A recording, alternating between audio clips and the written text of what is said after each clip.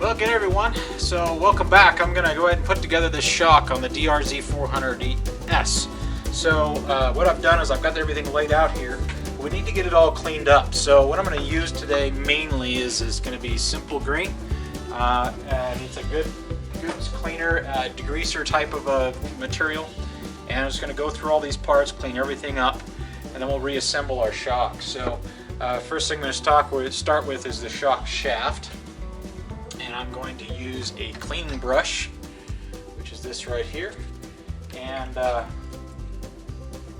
you can just use water, soap and water with this, but I'm gonna kind of avoid that today, just because it's so cold. And it's supposed to be in the teens tonight, so I didn't want a bunch of frozen stuff down here in that. So what I'm going to do is just in this oil drain pan that I'm using here, I'm just going to go ahead and spray this. And I'll get some of my parts out and let them start to soak a little bit. Get this spring.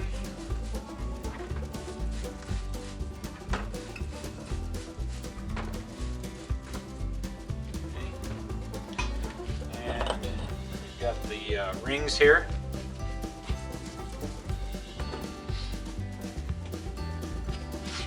I'm not sure what you call this, a retainer maybe, or bumper ring, I don't know. We've got the actual bumper here. It's kind of nice to see a red spring with a black bumper. That's kind of hard to find nowadays. Maybe it's not a black bumper, maybe it's another color. It's just that dirty. There's the spring holder type thing. And I'm not going to bother cleaning this. I've got a new one of those. But I want to keep my O-rings in order of where they go and what they do, so I'll be careful about that.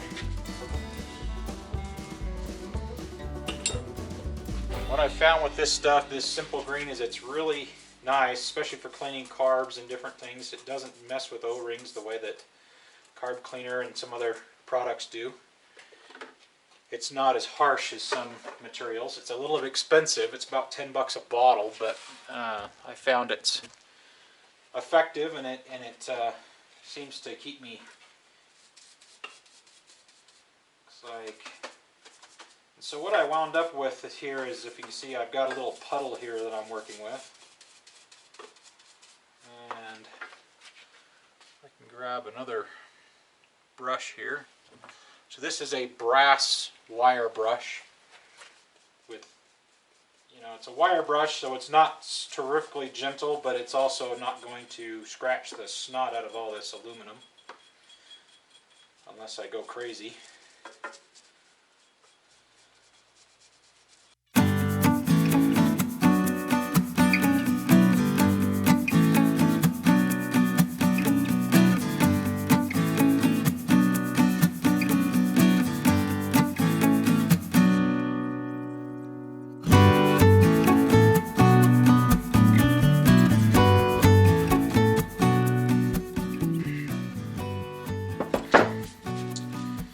Have here our high and low speed compression clicker, and I just want to grab a little screwdriver, and I want to make sure it moves well. It sure does. So that looks good. So on this this bladder here, I'm just going to be really gentle. I want to clean it, but I don't want to ruin it.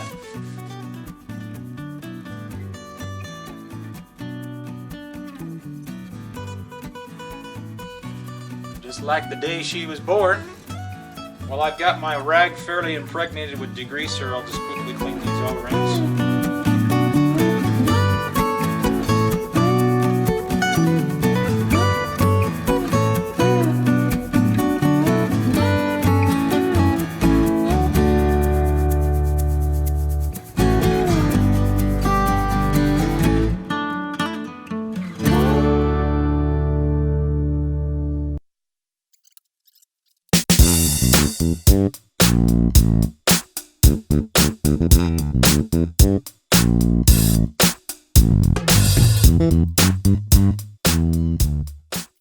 Now my rag is probably getting things more dirty than when I've been cleaning them.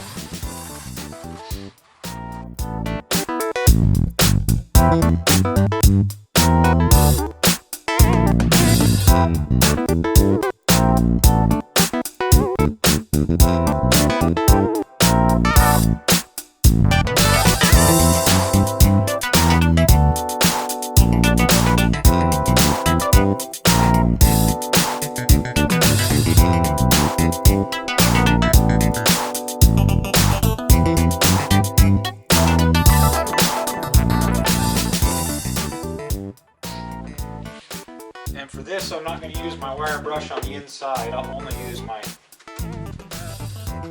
little parts cleaner brush. It's not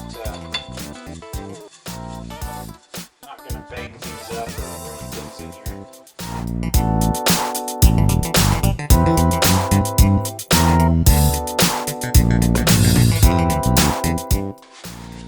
Now, something you want to be really careful of if you're doing this kind of thing.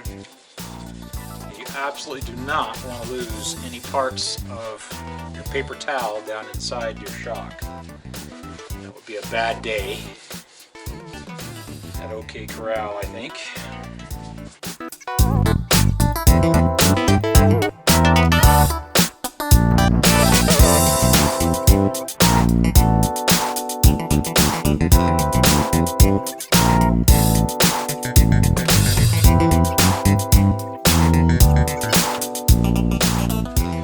Now, we don't clean the shims or the valve until we put it in the shock. I'm going to clean my jaws here on my vise. And if you hadn't noticed, I have these. These are soft jaws, so I don't beat up my stuff here. A little file here.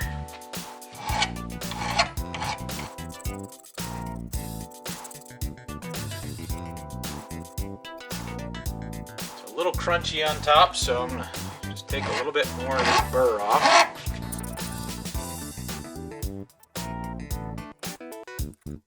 There we go. Much better. Yeah, one important thing that I don't have that I need to go get. Well, I might have some now that I think about it. It's still good. Oh, that's gasket. So I don't have any red Loctite, so I'm going to have to go get that, but I can get this put together in the meantime. So again, I'm going to put this together in the way that it was on the shock. So we're going to put this holder, spring holder type thing there, and make sure I do this right. Then a bumper. Okay. We've got our spring holder. Okay, so this is a Tusk shock kit. This is item number ending in 700003. But it's a new seal.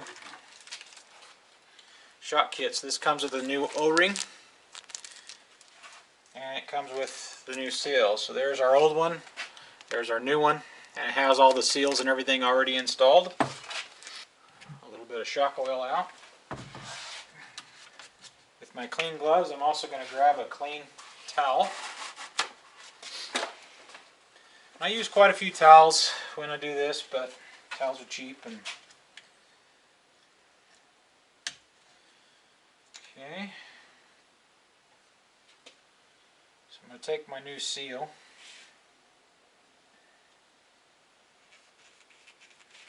And put a little bit of shock oil around the inside where the shaft goes, and the outer seal around the outside here.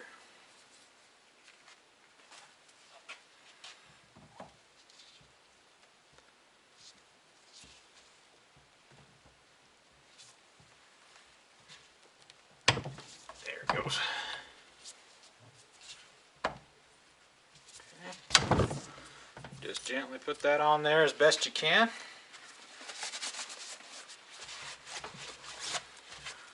Still tracking a little bit of dirt, so I just got to kind of watch that. Okay, so now that we've got all that, then we're going to place the first washer. And I'm going to clean all this as I go. So these are as clean as I possibly can make them. So a large washer there. We're going to start with our compression stack.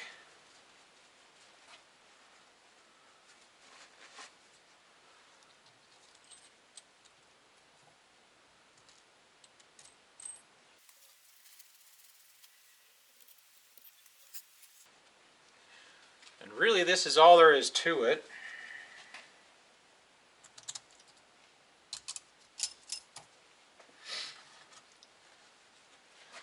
Just rinse and repeat with each one of these shims, following my stack the way I got it off.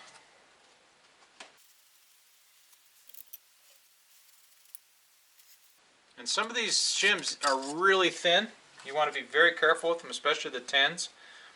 They are paper thin and you can break them, you can bend them, and basically render them useless.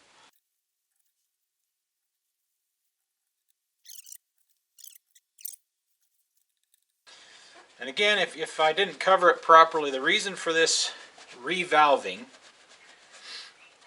or change in the valve stack, or a shim stack, I'm sorry, for this bike is stock. They tend to be kind of harsh. You know, you go across bumps, and like a lot of bumps, like a bumpy road or washboard's a good example of you know, lots of little bumps at high speed. They get pretty harsh. They'll start bouncing on you and kind of start acting like a pogo stick. And so the purpose of this stack here is to soften that up a little bit, so it lets it squish just a little bit better, and it's not quite so harsh. And the hope is that that improves traction, improves braking, and control. So that's the whole purpose of suspension, right? Is to improve control and improve safety on a bike, and otherwise really not much point to it. So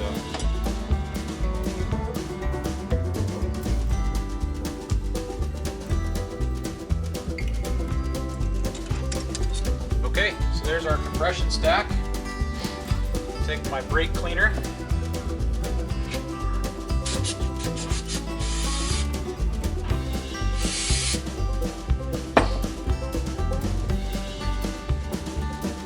Just touch up this valve.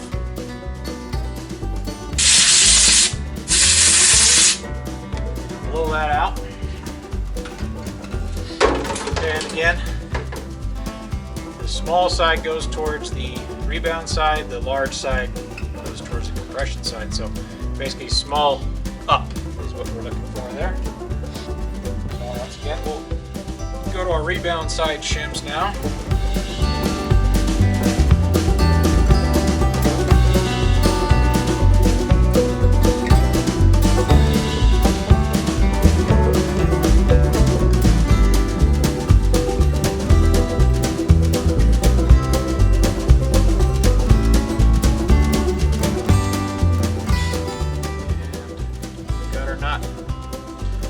I've got to go get some red Loctite. We'll put that red Loctite on that nut up there, and then it's time to reassemble this shock. Thanks so much for tuning in. I appreciate all your support, and have a great day. We'll see you on the trails.